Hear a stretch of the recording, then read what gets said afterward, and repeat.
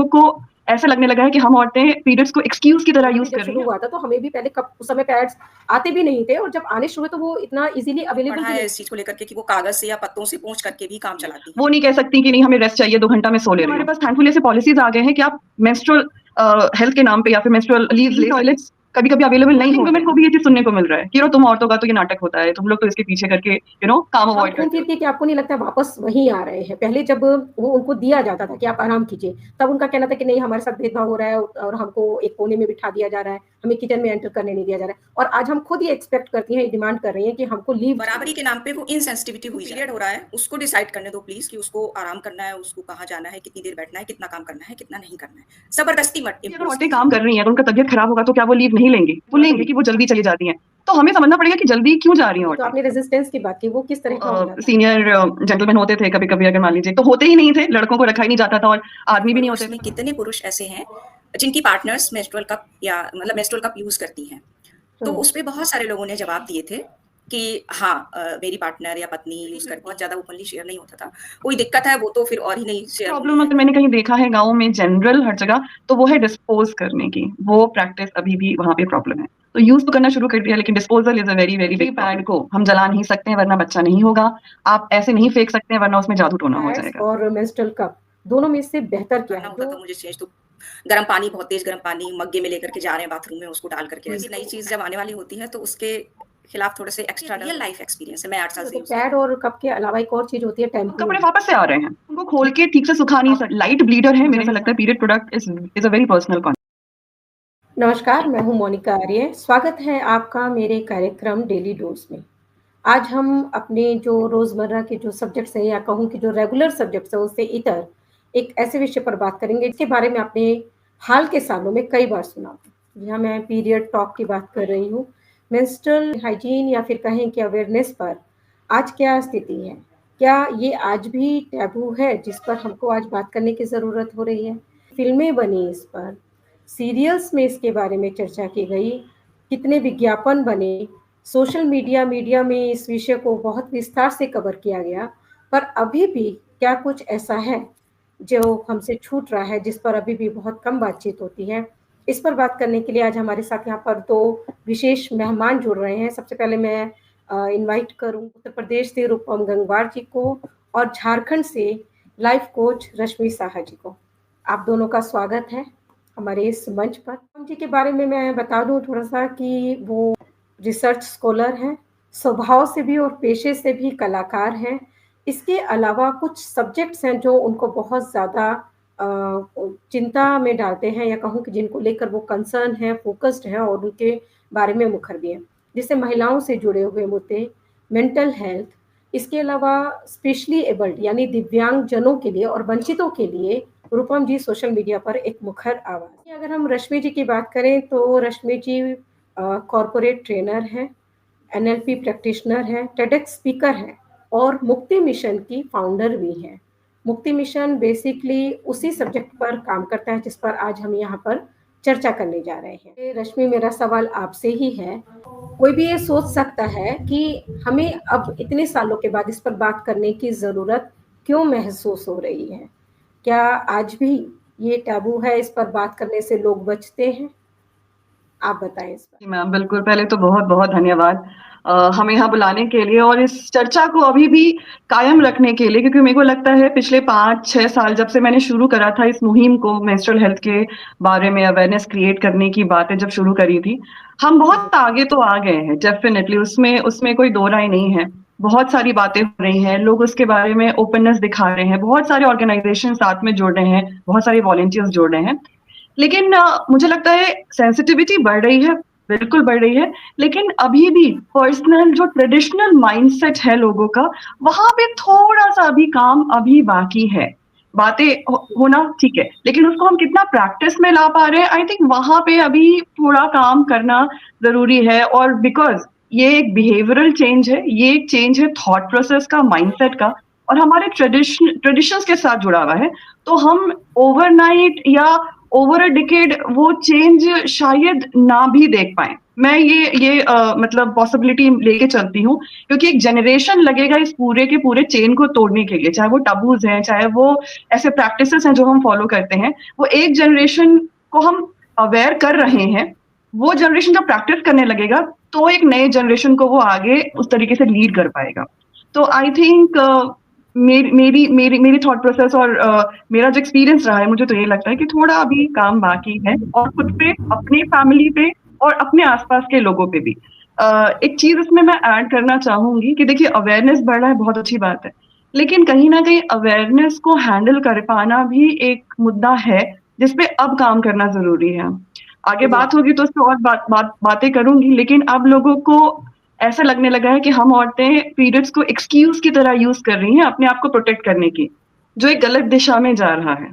वो अवेयरनेस भी जरूरी है। ये बताएं कि जब भी हम लोग काफ़ी मतलब सफ़र तय कर चुके हैं, पीरियड्स के बारे में भी अगर हम बात करते हैं, हमारी मम्मियाँ थी वो कपड़ा इस्तेमाल किया करती थी। हम लोगों का भी जब शुरू हुआ था, मुझे आप लोगों का तो नहीं पता, पर मुझे अपना याद है कि मेरा भी जब शुरू हुआ था, तो हमें भी पहले कप उस समय पैड्स आते भी नहीं थे, और जब आने शुरू हुए तो वो इतना ईज़िली अवेलेबल भी नहीं थे मार्केट में या छोटे शहर में, तो हम लोगों को भी वो कपड़ा ही इस्तेमाल करना पड़ा था। एक ये तो चीज़ है कि विकल्प के रूप में ये एक चैलेंज हमारे साथ हो सकता है। इसके अलावा आपको क्या लगता है कि और क्या चैलेंज है जो महिलाओं को इन दिनों में फेस करना पड़ता है? पीरियड तो एक ऐसी चीज़ है जो कि नेचुरल प्रोसेस है और हर मंथ आनी है, ठीक है? तो उससे आप भाग नहीं सकते, और इस टाइम पे फिज़िकल और मेंटल चेंजेस भी आते हैं एक वुमेन की बॉडी में, मूड स्विंग्स होते हैं। तो एक तो वो चीज़ है कि हमें एक्स्ट्रा केयर की ज़रूरत पड़ती है, जो कि लेडीज़ को अनफॉर्च्यूनेटली अवेलेबल नहीं है, मोस्ट ऑफ द लेडीज़ को। कोई नहीं समझता इस चीज़ को कि उस टाइम हम वल्नरेबल होते हैं, और हमें जो है थोड़ा-सा काम से अलग हट के, हालाँकि पहले ये चीज़ें बनाई गई थी कि वो एक कमरे में अलग से, बट हुँ, हुँ। उसकी ट्रेडिशन भी बहुत ही भयानक भी है कि वहाँ जानवरों वाले तबेले में वही। रहना पड़ता था लेडीज़ को। तो हुँ, मैंने देखा है जब भी मैं इस तरह की चीज़ें लिखती हूँ कि हमें मतलब आराम की ज़रूरत होती है, तो ये बताया जाता है, लोग आते हैं बताने कि वो 5 दिन के लिए या 7 दिन के लिए वो हम लोग लेडीज़ को आराम देते थे। बस उस ट्रेडिशन की तह में भी जाएँगे तो वो बहुत ही ज़्यादा क्रूअल था। अगर उसको बिल्कुल वैसे ही फ़ॉलो करें तो वो चीज़ भी ठीक नहीं थी। हमें कोज़ी कम्फ़र्ट चाहिए होता है, तो वो नहीं है। अब आते हैं जो फ़िज़िकल ह बॉडी हमारी, एक तो पेन होता है, दूसरा हाइजीनिक, उस समय हमें जो है बार-बार वॉशरूम, साफ़ पानी, ये सब चाहिए ही होता है। और ये भी मोस्ट ऑफ द एरा ऐसे हैं कि वीमेन को अवेलेबल नहीं है। कई बारी वो हमने पढ़ा है इस चीज़ को लेकर के कि वो कागज़ से या पत्तों से पोंछ करके भी काम चलाती हैं। इन्फेक्शंस हो जाते हैं, और ये भी एक डेटा बहुत ही ज़्यादा मतलब मिज़रेबल है कि हमारे यहाँ लेडीज़ यूट्रस इन्फेक्शन, जो कि आपको यूरिनल इन्फेक्शन या इसी पीरियड के दौरान साफ-सफाई ना रह पाने की वजह से वो अंदर तक पहुँच जाता है और डेथ भी हुँ, हो हुँ। जाती है या फिर यूट्रस निकालना पड़ता है। तो ये एक, इसके साथ ये चीज़ें और जुड़ी हुई हैं साथ में मेंस्ट्रुअल हेल्थ के साथ में, कि साइकोलॉजिकल और फिजिकल दोनों तरह से बहुत ज़्यादा केयर की ज़रूरत पड़ती है।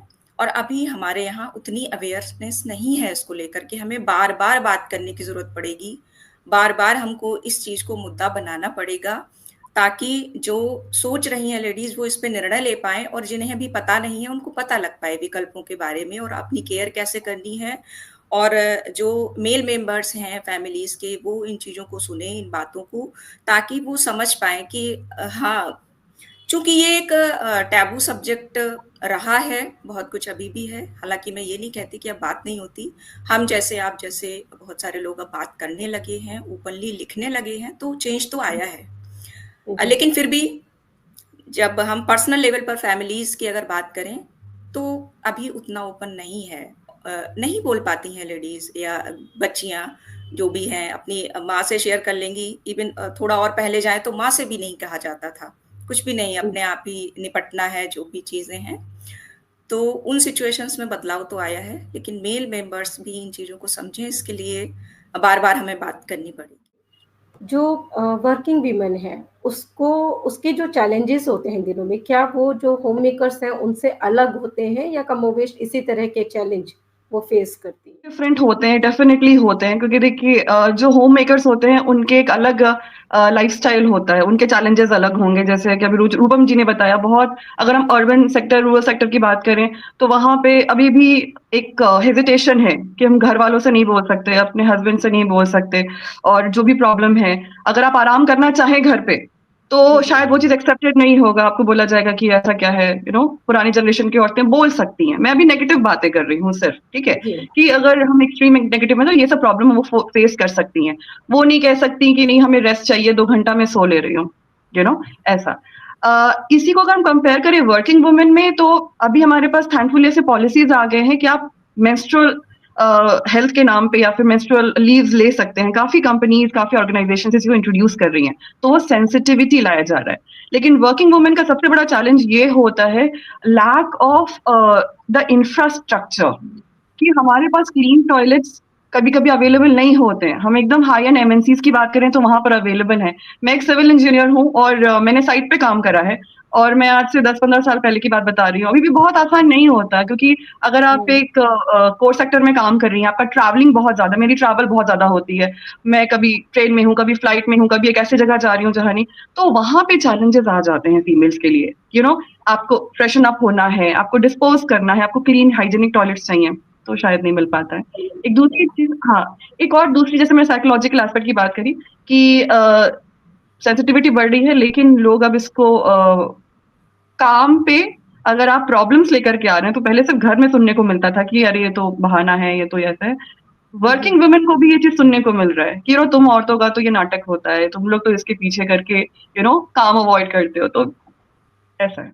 अभी रूपम जी ने इसका ज़िक्र किया कि पहले ज़माने में ऐसा होता था और अभी भी कई फैमिलीज़ में मैं देखती हूँ कि उन 5 दिनों में महिलाओं को एकदम बाकी सब काम से अलग करके किचन में जैसे जाने के लिए अलाउ नहीं होता है उनको, पूजा नहीं कर सकती हैं वो और उनको आराम करने के लिए कह दिया जाता है। फिर आपने बताया और हम लोगों ने भी पढ़ा था कि कुछ कॉर्पोरेट्स में, कुछ एमएनसीज़ में पीरियड लीव की बात हुई थी। 2-3 साल पहले की बात है वो इस उस समय काफ़ी इस पर चर्चा हुई थी। तो हम घूम फिर के क्या आपको नहीं लगता वापस वहीं आ रहे हैं? पहले जब वो उनको दिया जाता था कि आप आराम कीजिए, तब उनका कहना था कि नहीं हमारे साथ भेदभाव हो रहा है और हमको एक कोने में बिठा दिया जा रहा है, हमें किचन में एंटर करने नहीं दिया जा रहा है। और आज हम खुद ये एक्सपेक्ट करती हैं, डिमांड कर रही हैं कि हमको लीव चाहिए। तो आपको नहीं लगता कि कहीं न कहीं दोनों बातें बहुत विरोधाभासी सी हैं? ऐसा नहीं है विरोधाभासी है। जिसको पीरियड हो रहा है, लेट हर डिसाइड कि वो क्या चाहती है। पहले क्या था, जबरदस्ती आपको घर से बाहर निकाल के किसी कोने में या कमरे में बिठा दिया गया है, आपको वहीं बैठना है, आपको नहीं किसी से मिलना है, किसी से बात नहीं, आपको आप घर के किसी भी काम में शामिल नहीं हो सकते।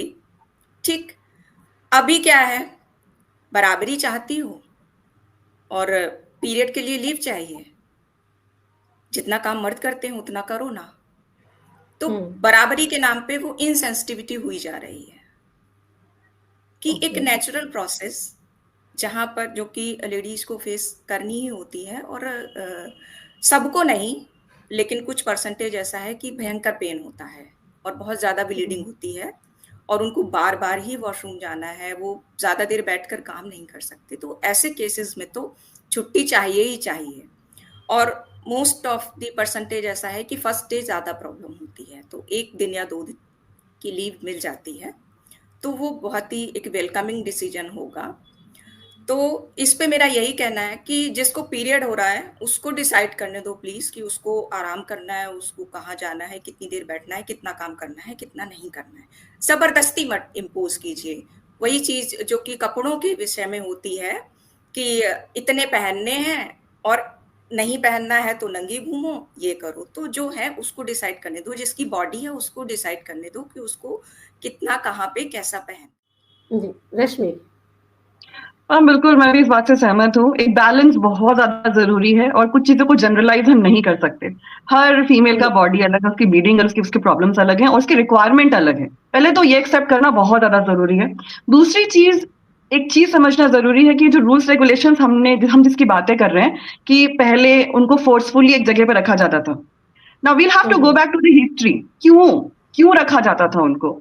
अगर थोड़ा सा हम और पीछे जाएंगे और 1000-2000 साल पहले जाएंगे जहां पर पीरियड प्रोडक्ट्स नहीं होते थे, तो ये जो चीज मैंने पढ़ा है, जो भी जाना है, समझा है, एंड लॉजिक भी लगा मुझे कि पहले पीरियड प्रोडक्ट्स नहीं होते थे तो वुमेन को एक सेफ स्पेस दिया जाता था, एक रूम दिया जाता था कि आप वहां पे रहिए, आप इधर उधर मूव मत कीजिए, आप काम मत कीजिए, क्योंकि आपको इन्फेक्शन हो सकता है, आप ब्लीड करके मतलब घर गंदा हो जाएगा, जो भी है। तो उनके सेफ्टी के लिए, उनके कंफर्ट के लिए उनको एक रूम दिया जाता था। लेकिन जैसे बाकी सारे टबूज के साथ हमारे कंट्री या हमारे दुनिया में हुआ है, पीढ़ी दर पीढ़ी बातें पहुंचते पहुंचते क्या की क्या हो गई, और हमने जो चीज वुमेन की सेफ्टी, ट्रेडिशन जो है वो डिस्टॉर्टेड हो जाती है और वो टॉर्चरस बन गई। एग्जैक्टली। और हमने उसको ना अपडेट नहीं किया। हमने जो हमारे कंफर्ट के लिए बना था, अब हमने उसको फियर फैक्टर बना दिया कि तुम नहीं करोगी तो ऐसा हो जाएगा, तुमने खाना छू लिया तो खाना खराब हो जाएगा, तुमने अचार छू लिया तो अचार खराब हो जाएगा। So we have to update ourselves. हम एक तरफ हमें तो ये जो चीजें, एक तो पहले बार अपडेट करना जरूरी है, और दूसरी बात, हमें अगर जरूरत है तो जरूरत पहले भी थी औरतों को, और पहले भी वो चाहती थी। अब उनका का दायरा बदल गया, वो किचन से बाहर निकल गई हैं, तो उनको वहां वो कंफर्ट चाहिए कि अगर मैं एक दिन नहीं आ पा रही हूँ तो मुझे वो छुट्टी मिले, ताकि मैं बाकी के 4 दिन या बाकी के जो 20 दिन आने वाली हूँ, उस दिन मैं अपना 100% दे सकूं काम को, मुझे भी वो बैलेंस रहे मेरे अंदर। This is my.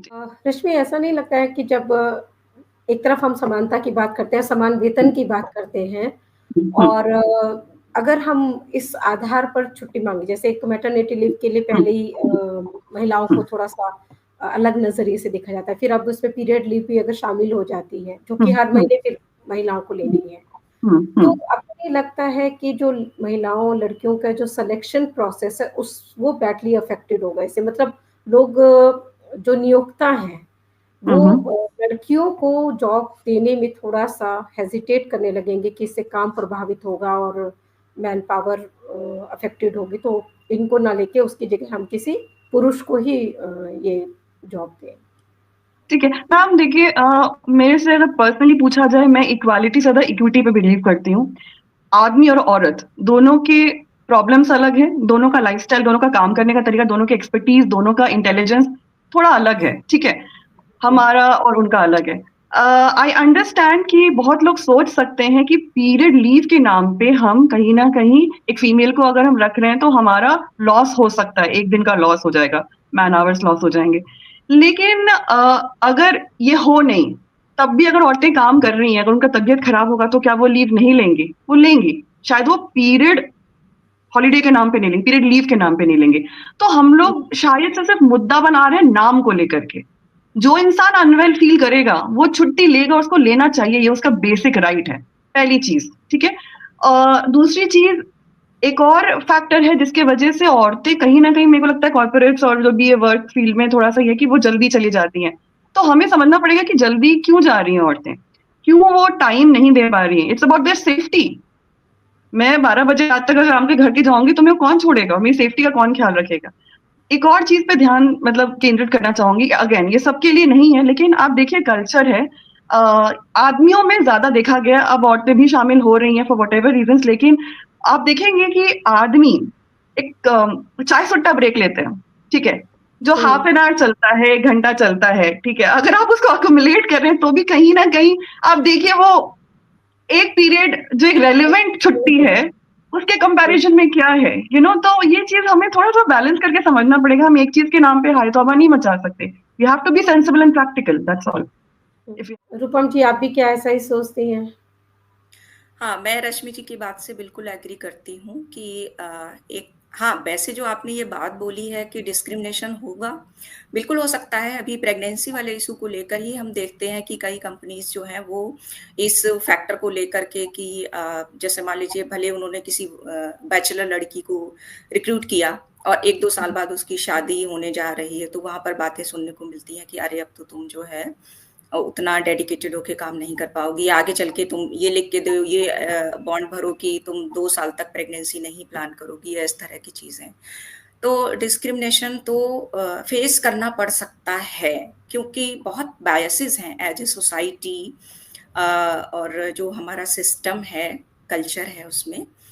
लेकिन जब हम दूसरी तरफ बात करते हैं, वही जो इक्विटी वाली बात की, इक्वालिटी वाली बात की, तो एक तो इक्विटी और इक्वालिटी में थोड़ा-सा डिफरेंस ये है कि इक्वालिटी में बराबर दिया जा रहा है दोनों को, लेकिन इक्विटी में जो अगर पीछे रह गया है, तो हमें उसको पुश अप करना है। तो वो ज़्यादा जस्टिसफुल होता है इक्विटी। तो हमें वीमेन चूँकि हमारी मार्जिनलाइज्ड कम्युनिटी में ही आती हैं, उनको अभी तक वो उतना हक नहीं मिला है समाज में जितना मिलना चाहिए, तो उनको पुशअप की ज़रूरत वैसे ही एक इस चीज़ से। दूसरा, कंपनीज़ जब ये बात करती हैं, ये कहती हैं कि नहीं, हम तो बहुत comfortable and healthy atmosphere, working culture हमारे यहाँ है, हम अपने एम्प्लॉइज़ को प्रोवाइड करते हैं। तो तब अगर आप इस पीरियड वाले इशू पर इतनी सेंसिटिविटी दिखाएँगे, तो वो कहीं न कहीं आपकी जो फिलॉसफी है, उसको ब्रेक करेगा। वहाँ पर सवाल आप पे उठेंगे अगर इस तरह करना शुरू कर दिया। तो हम लोग बात करेंगे, क्वेश्चंस उठाते रहेंगे, तो ये सब कुछ समझ में आएगा कि हम क्या कहना चाहते हैं और क्या करना चाहिए। ये बताएं कि इतनी अवेयरनेस हुई है हाल के सालों में। आज की डेट में अगर मैं बात करूं तो हमारा जो पुरुष समाज है, या कहें कि जो हमारी यंग जनरेशन बॉयज है, ये कितना अवेयर हो पाए हैं इस सब्जेक्ट से और कितना कंफर्टेबल है इस पर बात करने के लिए। रश्मि, पहले आप ही बताएं इसके बारे में। मैम काफ़ी कंफर्टेबल हैं। मैं एज़ अ लाइफ कोच मैं बहुत सारे ऑर्गेनाइजेशंस, कॉलेजेस और यूथ से बातें करती हूँ, अडल्ट से बातें करती हूँ, और मैं देखती हूँ कि पहले थोड़ा-सा हेजिटेशन होता था, रेजिस्टेंस मिलता था, अब नहीं होता है। वो सुनते हैं, समझते हैं, स्पेशली जब मैं पीरियड्स की बात करती हूँ, अपना नॉलेज भी शेयर करते हैं, and they are pretty open. मुझे बहुत अच्छा लगता है कि हम सही डायरेक्शन में जा रहे हैं। तो आपने रेजिस्टेंस की बात की, वो किस तरह का होता था? आई मीन, अगर आप बताना चाहें। मैम मैंने काफ़ी सेशंस लिए हैं जहाँ पे मैंने देखा है कि जो सीनियर जेंटलमैन होते थे, कभी-कभी अगर मान लीजिए, तो होते ही नहीं थे, लड़कों को रखा ही नहीं जाता था और आदमी भी नहीं होते थे, पर वो होते थे तो बीच में छोड़ के चले जाते थे बिकॉज़ उनको अनकंफर्टेबल फील होता था, तो वैसा है। बट अब मुझे लगता है नॉर्मलाइज़ हो रहा है काफ़ी। ओके, कोई अनुभव आप शेयर करना चाहें, चाहे डिस्कम्फर्ट का या फिर कंफर्टेबल होने के बाद कोई ऐसा जो आपको याद रह गया हो? हाँ, डेफ़िनेटली एक कॉलेज की बात है जहाँ पे एक सेशन लिया था मैंने, और कुछ लड़के थे कॉलेज वाले, फर्स्ट सेकंड ईयर के होंगे, तो मैंने उनसे बस एक सवाल करा कि क्या आप पीरियड ब्रांड्स के सैनिटरी पैड्स के ब्रांड के नाम जानते हैं? तो उन्होंने मतलब ऐसे मस्ती में और बहुत ऐसे अकड़ के साथ बोला, नहीं, नहीं, हम नहीं जानते ये सब, हमें जानने की ज़रूरत नहीं है। और हाँ, एक दूसरी जगह ऐसे हुआ था कि कुछ टीचर्स थे, कुछ ऐसे तो सीनियर थे काफ़ी, आई अंडरस्टैंड, क्योंकि वो नहीं थे सेंसिटाइज़्ड उस चीज़ के लिए, एंड आउट ऑफ रिस्पेक्ट हो या फिर आउट ऑफ कम्फर्ट हो, तो दे हैड टू लीव, तो वो बीच में चले गए। जी, आपको क्या लगता है कि जो जो हमारा पुरुष समाज है, ये आज कितना कंफर्टेबल है इस नहीं, हो रहे सब्जेक्ट? हैं। हमने, हाँ, जब से ओपनली बोलना शुरू किया है और कुछ मूवीज़ आई हैं, इस तरह के मुद्दों पे बात होने लगी है, तो वो इंटरेस्ट भी शो करने लगे हैं और बात भी करते हैं। मैंने करीब 2 साल पहले या शायद पिछले साल, मुझे याद नहीं है, 1 डेढ़ साल पहले या 2 साल पहले, मैंने ओपन पोस्ट में पूछा था कि मेरी लिस्ट में या मेरे फॉलोअर्स में कितने पुरुष ऐसे हैं जिनकी पार्टनर्स मेंस्ट्रुअल कप या मतलब मेंस्ट्रुअल कप यूज़ करती हैं। तो उस पे बहुत सारे लोगों ने जवाब दिए थे कि हाँ, मेरी पार्टनर या पत्नी यूज़ करती हैं, और कई सारे पुरुषों ने पूछा था ये क्या होता है, कई सारे पुरुषों ने और जानना चाहा था मुझसे कि कैसे वो अपनी पत्नी को या पार्टनर को इसके लिए समझाना चाहते हैं, गिफ्ट देना चाहते हैं, तो इस तरह की चीज़ें वहाँ पे डिस्कस हुई थी। और बाकी 2-4 केस तो फिर ऐसे निकल ही आते हैं जिनको लगता है ये अभी भी टैबू है। अभी जिस पोस्ट की बात आप कर रही थी, जो आपने पढ़ी, उससे मुझे इस कार्यक्रम में शामिल होने के लिए बुलाया। तो वहाँ पर भी एक कैंडिडेट ने मुझसे पूछा था कि उन्होंने कोई सवाल रखा था, तो वहाँ पर एक और दूसरे पुरुष, मतलब वहाँ पे दोनों पुरुषों की ही बात हो रही है, उन्होंने कहा कि जिस गली आपको जाना नहीं, उस पर सवाल क्यों पूछते हो? इस पोस्ट पर महिलाओं को ही सवाल करने दो। तो वो पुरुष बोले कि नहीं, नहीं, जानने की ज़रूरत तो है।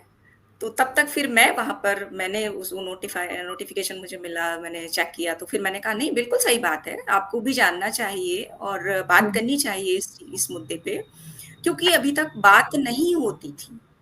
ना तो पब्लिक में, ना पर्सनली घरों में। पुरुषों तो पुरुषों, औरतों में भी आपस में बात नहीं होती थी कि हमें कोई पीरियड चल, मतलब छुपाने, इतनी छुपाने वाली चीज़ है कि किसी दूसरे को हवा ना लग जाए कि हमारे वो दिन चल रहे हैं। बहुत ज़्यादा ओपनली शेयर नहीं होता था। कोई दिक्कत है वो तो फिर और ही नहीं शेयर होनी है कि कुछ प्रॉब्लम वहाँ पर हो गई है, कभी रैशेज़, स्वेलिंग या कोई इन्फेक्शन। तो इन सब चीज़ों से काफ़ी दिक्कतें बढ़ जाती थीं और वही है कि फिर वो हेल्थ इश्यूज़ हो जाते थे। बहुत दर्द सह रही होती थी और कैंसर हो जाते हैं और ये सब चीज़ें, लेकिन डॉक्टर्स के पास नहीं जाया जा रहा है, ना ही ले जाया जा रहा है क्योंकि पता ही नहीं है, खुल के बोल ही नहीं पा रहे हैं। तो इन सब चीज़ों में थोड़ा-थोड़ा बदलाव आना शुरू हुआ है, लेकिन फिर भी अभी बहुत रास्ता बाकी है। बदलाव तो निश्चित तौर पर आ रहा है। मुझे याद है अभी 10-15 दिन पहले की बात है, तो मेरी बेटी और साथ में परिवार की एक और बेटी छोटी है वो उससे, दोनों लोग सैनिटरी नैपकिन्स लेने के लिए मेडिकल शॉप पर गई। तो उस मेडिकल शॉप वाले ने उसको 2 एनवेलप्स में 2 उसमें कवर करके उनको दिया।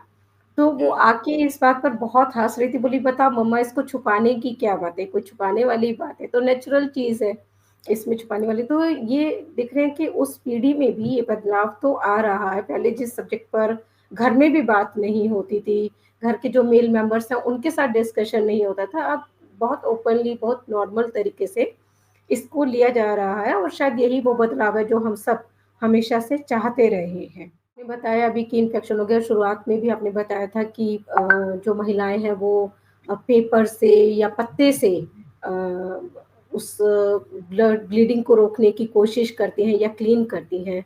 रश्मि, आप झारखंड में काम करती रही हैं इस सब्जेक्ट पर और झारखंड एक आदिवासी बहुल प्रदेश है। यहाँ पर और भी बहुत सारी तरह की चीज़ें विकल्पों के रूप में इस्तेमाल होती रही हैं, तो क्या आप उसके बारे में कुछ यहाँ पर बताना चाहेंगी कि महिलाएँ क्या-क्या इस्तेमाल करती रही हैं और किस तरह के प्रॉब्लम्स फिर उनको फेस करनी पड़ी? मैम अगर बात करें ट्राइबल रीजन की, तो जो इंटीरियर, बहुत ही इंटीरियर्स है जहाँ मैं ऑनेस्टली अभी तक पहुंच नहीं पाई हूँ, वहाँ मैंने भी सुना है कि बहुत ऐसे नेचुरल चीजों का, या तो बालू हो गया या फिर पुआल है, पत्ते हैं, इन सब चीजों को इस्तेमाल किया जाता था और कुछ हद तक है भी। लेकिन अभी बहुत सारे ऑर्गेनाइजेशंस और गवर्नमेंट इतना काम कर रही हैं कि सैनिटरी पैड्स पहुंचा रही हैं, हर हर इलाके तक, हर लोगों तक पहुंचा रही हैं। बहुत सारे कैंप्स हो रहे हैं, चाहे वो मेरे ऐसे इंडिविजुअल एडुकेटर्स हैं, चाहे वो बड़े एनजीओज हैं, चाहे वो गवर्नमेंट के प्रोजेक्ट्स हैं, ठीक है, तो वो सब्सिडाइज रेट पे या फिर फ्री, वो एटलीस्ट आइडिया पहुंचा रही हैं। अगर मैं रांची, हजारीबाग, रामगढ़, ऐसे अगर झारखंड की जगहों की बात करूं, तो वहां पे मैंने देखा है कि जब बच्चों के साथ बात करती हूँ तो सैनिटरी पैड का इस्तेमाल होने लगा है, बिल्कुल अच्छे से होने लगा है। इनफैक्ट बच्चियां भी इतनी कॉन्फिडेंट हो गई हैं कि वो खुद खरीद के लाती हैं। कपड़ों का भी इस्तेमाल साइड बाय साइड हो रहा है। मैं उनको बस इतना सिखाती हूँ कि अब आप इस शर्म से बाहर निकलिए, क्योंकि पहले एक मान्यता थी कि आपको उसको दिखना नहीं है, तो आप किसी कोने में छुपा के उसको आप धूप से अलग हटके सुखा रहे हैं। हाँ, तो इन्फेक्शन ये सब की वजह से मैं कोशिश करती हूँ कि उस प्रैक्टिस को बदलूं।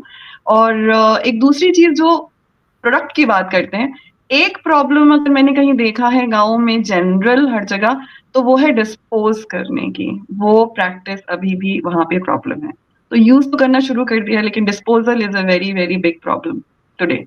अगेन वो मान्यता की वजह है। हाँ, मतलब उसको करते हैं, आपको क्या लगा, क्या प्रॉब्लम उन लोगों को फेस करनी पड़ रही है इसमें? कि मैम ये कहाँ प्रॉब्लम, हाँ हाँ, प्लीज प्लीज बताइए। डस्टबिन्स नहीं है वहाँ पर, तो वो कहाँ पर उसको डालें, इस तरह की चीज़ें हैं, या उनको पता ही नहीं है कि उसका क्या करना है, या वो टॉयलेट्स में डाल देते हैं, मतलब किस तरह की प्रॉब्लम्स आप एक्सपीरियंस रहा है। वो एक मेजर चैलेंज जो फेस कर रहे हैं वो है उनका ट्रेडिशनल माइंडसेट कि सैनिटरी पैड को हम जला नहीं सकते हैं वरना बच्चा नहीं होगा, आप ऐसे नहीं फेंक सकते हैं वरना उसमें जादू टोना हो जाएगा। ये एक बहुत ही कॉमन धारणा, मान्यता है। तो मैंने सुना है बेचारी बच्चियां सैनिटरी पैड को धो करके मिट्टी में गाड़ती हैं। तो मैंने कहा, आप पानी भी उसको वेस्ट कर रहे हो, आप धरती को भी आप पॉल्यूट कर रहे हो। तो मैं सिखाती हूँ कि आप जला के देखिए। सोसाइटी में कहाँ, अगर बाहर जाओगे, रांची के शहर में चले जाओगे, दिल्ली चले जाओगे, तो किसी को कहाँ जमीन मिल रहा है गाड़ने का, लेकिन क्या वो बच्चे नहीं हो रहे हैं? हो रहे हैं, बिल्कुल हो रहे हैं। तो उनको ऐसे रियल लाइफ एग्जाम्पल देके समझाना पड़ता है कि हमें इन मान्यताओं से आगे बढ़ना पड़ेगा।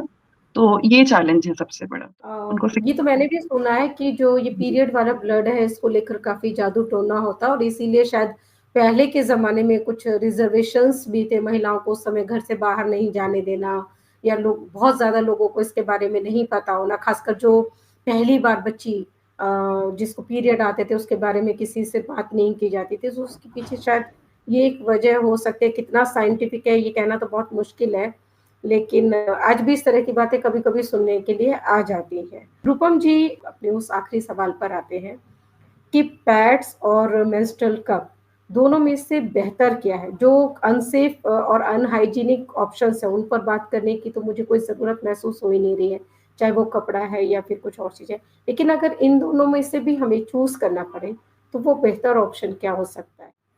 ऑब्वियसली मेंस्ट्रुअल कप, क्योंकि इसके फायदे जो हैं वो वन बाय वन मैं बताती हूँ जी। और पैड से क्या दिक्कतें हो सकती हैं और दिक्कतें बहुत सारी लेडीज फेस करती ही हैं। तो अपना पर्सनल एक्सपीरियंस तो मैं लिख ही देती हूँ साल 6 महीने में एक बार की मुझे बहुत ज़्यादा दिक्कत होने लगी थी, रैशेज होते थे और मैं लगातार पैड का इस्तेमाल भी नहीं कर पाती थी, मुझे बीच में कपड़ा भी यूज़ करना पड़ता था और जी। कपड़े से मैं सेफ फील नहीं करती थी क्योंकि वो लीक कर जाता था।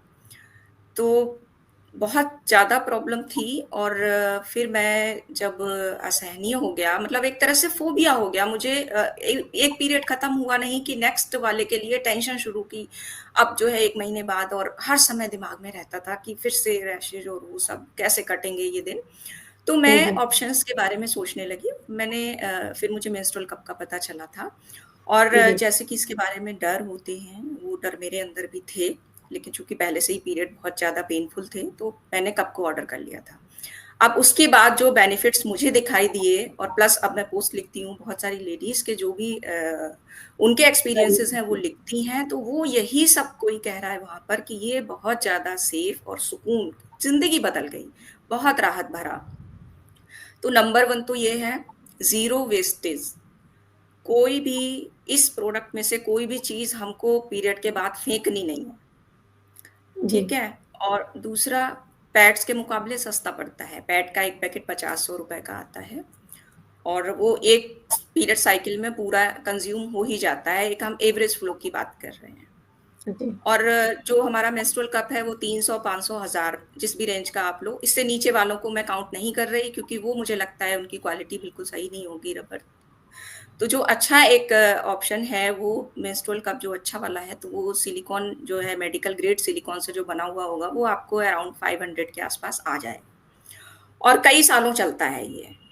कंपनीज बोलती हैं कि 10 साल तक चलता है और 8 साल से मैं इस्तेमाल कर रही हूँ। मैंने 2017 से शुरू किया था और जब से मैंने शुरू किया है तो इसमें शुरुआत में कुछ एक बार लीकेज की प्रॉब्लम हुई और अभी कभी हो जाती है साल भर में एक बार, वो भी थोड़ा भूल जाओ या ठीक से ना फिट हुआ हो। बाकी पैड्स में बहुत बार लीकेज की दिक्कत होती थी, रैशेज, इन्फेक्शंस, वो सब चीज़ें तो थी ही। कप इस्तेमाल करने के बाद वो सारी दिक्कतें बिल्कुल ज़ीरो हो गई, वेस्ट क्रिएट नहीं होता। और एक दूसरी चीज़, जब हम सफ़र में होते हैं, कहीं जा रहे हैं, ट्रेन में हैं, इस तरह से कहीं भी, तो अब पैड चेंज करना है, तो लोगों के बीच से निकल करके वो एक पैड ले जाने की झिझक होती थी, वो सब कुछ नहीं। आराम से जाइए वॉशरूम में, ट्रेन के जहाँ कहीं भी आपको अगर वॉशरूम में अंदर साफ पानी अवेलेबल है, तो आप आराम से वो अपना कप को एम्प्टी खाली करके और धो करके दोबारा इस्तेमाल कर सकते हैं। कोई ऐसी वहाँ पर इश्यू और डिस्पोज़ करने का तो जब यहाँ पे कोई ऐसी चीज़ है ही नहीं, तो डिस्पोज़ल वाला, एनवायरनमेंट वाला वो इश्यू सारे खत्म हो जाते हैं। तो खाली ये तो नॉर्मल वाटर से उसको धो लेना काफ़ी होता हाँ, है। हाँ, नॉर्मल वाटर से उसको धो लीजिए जितने दिनों तक आप इस्तेमाल कर रहे हैं। असल में हुँ। शुरू-शुरू में जब मैंने वीडियोज़ देखे थे तो वहाँ पर दिखा रहे होते हैं कि आपको इसको हर बार गर्म पानी से, तेज़ गर्म पानी से स्टेरिलाइज़ करना है, इस तरह की चीज़ें करनी है, तो वो मैं करती थी। लेकिन फिर मैंने और एक्सपीरियंसेस पढ़े, तो वही है कि जब आप यूज़ करने लगते हो डेली में यूजेज में, तो ये कन्वीनिएंट नहीं लगा कि वो हर बार हम जी। कैसे कर सकते हैं बाथरूम से जाकर बाहर आके, तो 2 कप होने चाहिए इस तरह से, तो जब करना होता था मुझे चेंज, तो गर्म पानी, बहुत तेज गर्म पानी मग्गे में लेकर के जा रहे हैं बाथरूम में, उसको डाल करके ऐसे, तो वो टाइम लगता था। तो फिर अब मैं ये करती हूँ कि जब हमने यूज कर लिया, हमको रखना है उसको स्टोर करने के लिए, तो लास्ट बार में उसको किसी माइल्ड सोप से या हैंड वॉश से या फिर गर्म पानी में डिटॉल से, इस तरह से उसको बिल्कुल ही हम स्टेरिलाइज कर दें, और उसके बाद हम उसको पाउच में रख देते हैं, और फिर नेक्स्ट टाइम फिर यूज करने के लिए तैयार है। फिर से वॉश किया हल्का सा उसको पानी से, बिल्कुल साफ पानी से, या फिर एक बार फिर हल्के से सोप से वॉश कर लिया। हाथ तो धोते ही हैं हम, तो वही थोड़ा सा उससे उसको भी क्लीन करके और यूज कर लिया। सवाल ये होता है कि कोई भी चीज, ए पैड क्या है, वो हमारे शरीर से बाहर रहता है और कप को हमें इंसर्ट करना है, तो उसकी वजह से क्या किसी भी तरह के कोई हेल्थ इश्यूज भी आते हैं? हेल्थ इश्यूज, देखिए मैं ये नहीं कहती कि हर प्रोडक्ट हर एक के लिए है। जिस तरह से पैड्स भी सबको सूट नहीं कर रहे हैं, तो कुछ केसेस में ऐसा होता है कि वो रबर या सिलिकॉन जो भी है बॉडी को सूट ना करे। जी। तो अगर सूट नहीं करती तो यूज करना बंद कर दीजिए। और ये वाली जो सूट ना करने वाले केस हैं, वो पैड्स से कम ही हैं, रेयर ही केसेस में, क्योंकि ये टेस्ट करके ही साइंटिफिकली बनाई जाती है रबर की, आपकी बॉडी उसको एक्सेप्ट करे, मेडिकल ग्रेड होती है। जी, जी। तो हाँ, कभी और कुछ आपको किसी हाँ, ने शेयर किया हो अपना एक्सपीरियंस कि ये यूज करने से उनको किस तरह की प्रॉब्लम्स आई हैं? कभी आपकी किसी पोस्ट पे किसी ने हाँ, हाँ, कमेंट मैं किया? जब हाँ, 2-4 लोगों ने ये लिखा भी कि उनको नहीं सूट किया, उनको ठीक नहीं लगा, उनको कंफर्टेबल नहीं लगा, वो इसकी हैबिचुअल नहीं हो पाई, तो कोई बात नहीं, आप उसका अच्छा, मतलब उन्होंने यही लिखा, कंटिन्यू। क्या-क्या प्रॉब्लम्स उनको हुई, मतलब कुछ हेल्थ इश्यूज हो, इसके बारे में उन्होंने कभी कुछ कमेंट भी नहीं नहीं, किया? इस तरह का ओपनली नहीं बताया, बस ये कहा कि उनको नहीं यूज करना ठीक लगा। ओके। और जी। यही अ, एक एक लोगों के मन में ये भी सवाल रहता है कि जैसे जो वो कप में पीरियड का ब्लड जो स्टोर रहता है, वो हमारी बॉडी के अंदर रहता है, अंदर रहता है। तो वो तो कहीं वैसे भी वो अंदर ही है। हाँ, तो कहीं वो कोई इश्यू ना क्रिएट कर दे, अंदर रहता है तो कहीं ज़्यादा इन्फेक्शन ना हो जाए। तो इसमें मैं 2 बातें कहूँगी कि एक तो ये होता है कि कोई भी नई चीज़ जब आने वाली होती है, तो उसके खिलाफ थोड़े से एक्स्ट्रा डर होते ही हैं। जैसे कंप्यूटर आया था, एआई आया है, तो हुँ। एक सारे जहाँ में तो इस तरह की। तो ये जी, जी। यहाँ पर जो हम लोगों के रियल लाइफ एक्सपीरियंस है, मैं 8 साल से यूज़ कर रही हूँ, और तमाम लोग जो अपना एक्सपीरियंस लिखते हैं, कोई 2 साल से, कोई 4 साल से। तो अगर ऐसी चीज़ होती कि वो अंदर रहने से कोई इन्फेक्शन, तो हेल्थ प्रॉब्लम्स हो रही होती हम लोगों को। तो जो फर्स्ट हैंड यूजर्स हैं, जो रियल लाइफ यूजर्स हैं, उनको दिक्कत नहीं हो रही है। ठीक, और नंबर 2, वो ब्लड तो वैसे ही हमारी बॉडी के अंदर है, हुँ। और अगर हम पैड यूज कर रहे हैं तो भी तो वो हमारी बॉडी के साथ ही है। जो भी एंट्रेंस है, हमारी वजाइनल एंट्रेंस, वो वहीं पे है ब्लड तब भी। जी।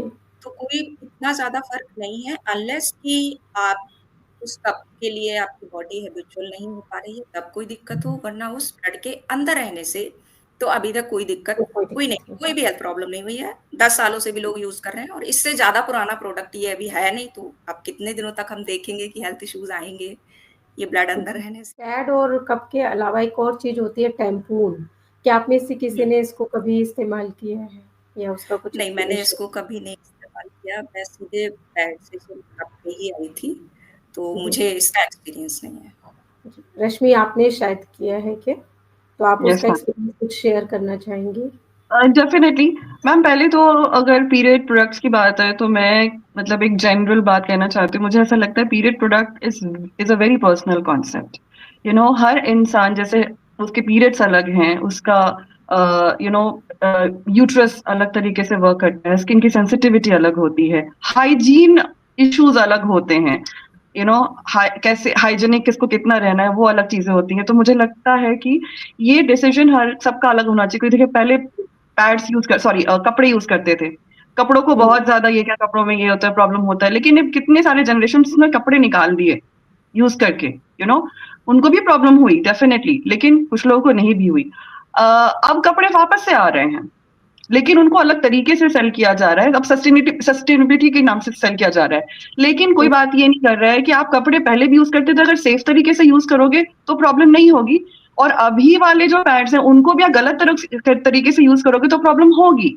इनफैक्ट अभी वाले, अगर मुझसे पर्सनली, मैं अपना पर्सनली, मुझे ज्यादा डेंजरस लगते हैं। क्यों? क्योंकि उनमें लेयर्स होते हैं, आप उनको खोल के ठीक से सुखा नहीं सकते। अगर आप उसको, किसी ने अगर थोड़ा सा नेग्लिजेंस दिखा दिया और उसको धूप नहीं दिया या प्रॉपर ड्राई नहीं किया, उसमें नमी रहने की चांसेस, बैक्टीरिया फंगस होने के चांसेस ज्यादा हैं, यू नो, या आपने सही मैन्युफैक्चरर से नहीं लिया तो, राइट। सैनिटरी पैड का अलग बेनिफिट्स हैं, अलग उसके चैलेंजेस हैं। मेंस्ट्रुअल कप्स अगेन, उसका कंफर्ट अलग है लेकिन उसके चैलेंजेस अलग हैं। वर्जिनिटी के साथ उसका एक कनेक्शन हो जाता है। बहुत लोगों को अपने बॉडी के बारे में नहीं पता है, तो उसको यूज कर पाना it's not easy, you know. जो स्टार्टिंग में ही कुछ लोग यूज करके छोड़ देते हैं। मैंने कितने सारे ऐसे लोगों को जाना है जो ट्रैवल कर रहे हैं। जैसे मैंने इंफ्रास्ट्रक्चर की बात करी थी, अगेन अगर किसी को ज्यादा पानी चाहिए या फिर उसको क्लीनलीनेस का ज्यादा वो है, तो वो शायद थोड़ा अनकंफर्टेबल फील करेगा कि मैं किसी रेस्टोरेंट में कैसे चेंज करूं, you know. I am just saying, ये बहुत पर्सनल पर्सपेक्टिव है। टैम्पून्स अगेन, अगर आप लाइट ब्लीडर हैं मेरे हिसाब से, तो tampon is again a very good option. लेकिन you have to be careful again, क्योंकि आप उसको इंसर्ट कर रहे हैं, ठीक है। तो आपको ध्यान देना पड़ेगा, अपनी बॉडी को थोड़ा समझना पड़ेगा कि आप कुछ इंसर्ट करके अगर पीरियड प्रोडक्ट यूज कर रहे हैं तो आपके लिए कितना कंफर्टेबल है या नहीं है।